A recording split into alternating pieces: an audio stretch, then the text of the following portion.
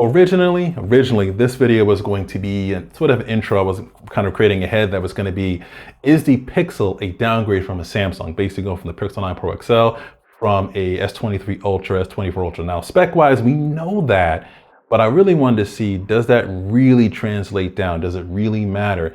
And that was going to be the intro for a much longer video, but I somewhat decided to kind of give sort of my first impressions instead of this video. I think that'd be a little bit more useful, especially somebody that might also be a Samsung user that's looking to possibly switch over to a Pixel. Some of the experiences that I've seen so far with it here when using it.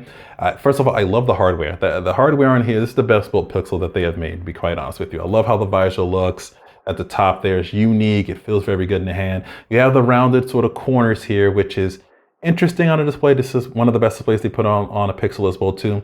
But I did notice, like if you're using the gestures, which we'll get into another thing with the gestures, is that if you have a full screen app, let's say YouTube here, you can see that the corners are kind of rounded off and it seems like it cuts off the app a little bit versus what you see on more of that square rectangular sort of bottom that you see on the S23 or S24 Ultra. In this case for me, it'd be the S23 Ultra. When you're watching videos in sort of full screen and sort of the landscape mode, one of the things I also noticed with that is that the sidebars are a lot bigger on the Pixel 9 Pro when you see that versus on the Samsung S23 Ultra, even though they're the same screen size.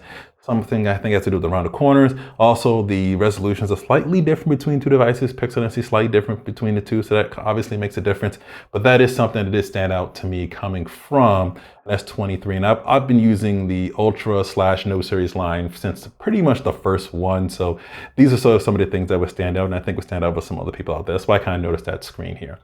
The other thing is that Pixel UI is a really nice and beautiful UI so far, but it kind of has these invisible guardrails that it sort of puts you on. Like for one thing, you can't make folders within the app drawer, which is really weird. That's a great way to sort of organize things if you have similar apps and sort of any way you kind of want to navigate your phone. So you don't have to kind of scroll up and down. So I have to scroll up and down this long list. Also, you can't go left or right. It's only up and down is sort of the option, which is weird. They can't give you the customization to sort of do that between the two. Now, as far as the home screen goes, one of the things I find interesting, first of all, you can't move that Google search bar. It's on every single home screen, which is annoying. I'm sorry, it just is. In one instance, it's there, so you don't necessarily need a Chrome shortcut because you jump right into Chrome with it and go right into web browsing. But at the same time, I want to choose where that is and adjust the size if I want to. I'm not having it on every single screen. I don't need it on every single screen. That's annoying. They need to let us kind of move that around.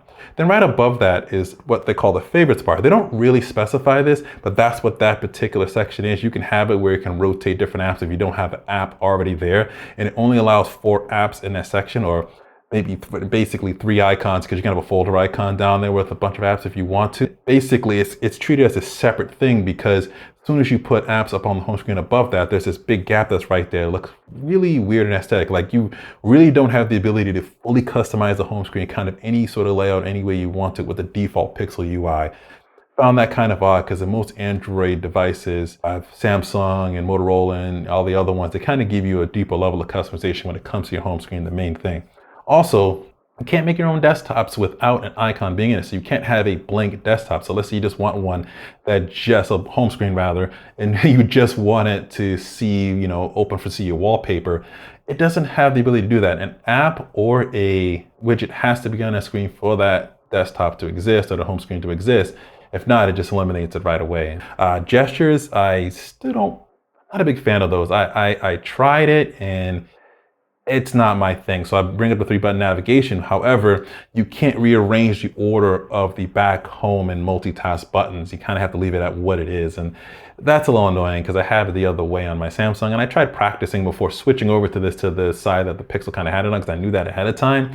But it's still kind of annoying. You can't customize that around a little bit better in the way you want to use it. The other thing I noticed is in the camera, the zoom is not really all that smooth. It's definitely jarring when it goes between them. And sometimes that shows up in video, sometimes it doesn't. And speaking of video, there is a video boost feature, which it's kind of on by default, but you can turn it on and off at will. But the one thing is when you do have it on, you lose the wide angle sort of shot with it, which is a little disappointing because I was walking with my dog earlier and she was kind of sitting next to me and I wanted to go wide to do the video boost, but I couldn't. So I had to kind of compensate for it and not have the ability to take advantage of that wide angle that I have on there. To me, at least in my theory, like if you're gonna have this video boost feature and it has to go up to the cloud anyways and go into Google Photos anyways to kind of work and send it back down, you might as well have every video processed that way. You just kind of make the choice to video boost it or not, sort of in the app menu, rather than it being sort of this thing you have to select the camera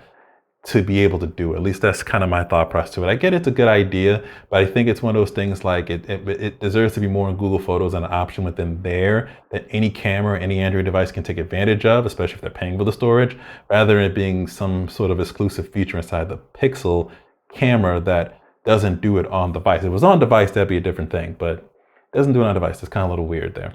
I will say the fingerprint sensor is the best one that they've ever had on a Pixel. This is a whole lot better than the original one, kind of by far. That weird sort of light that they had isn't there anymore. It's a typical one you find inside of Samsung devices, that ultrasonic one. It's really nice, really fast. Boom, you just unlock the phone.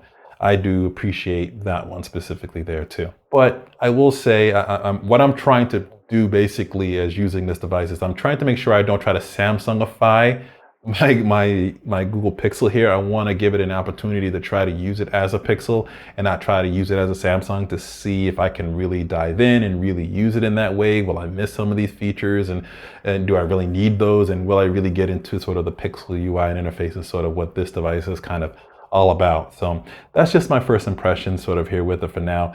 I will have more about this, and I will have a more in-depth video coming up down the line real soon. I do have a charging test video that I want to show how fast the charging kind of goes, where it talks about charging from 0 to 70% with the fast charger, which I did buy the fast charger, which I have a 45-watt charger right here.